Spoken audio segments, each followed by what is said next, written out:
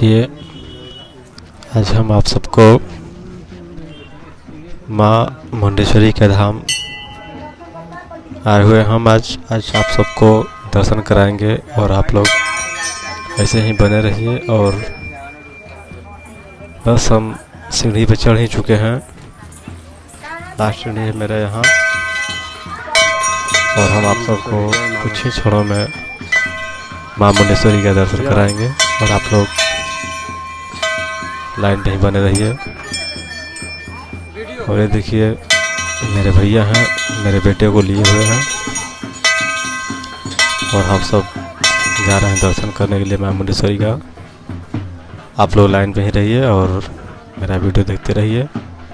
और जो अभी तक चैनल को सब्सक्राइब नहीं किए हैं, प्लीज़ आप लोग चैनल को सब्सक्राइब कर लें, HP भोजपुरी ऑफिशियल चैनल।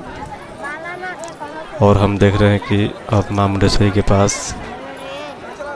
मंदिर के पास हम आ चुके हैं और कितने यहाँ पे श्रद्धालु लोग परिक्रमा कर रहे हैं और तन और मन से लगे हुए हैं और दर्शन करेंगे और अपने अपने घरों सब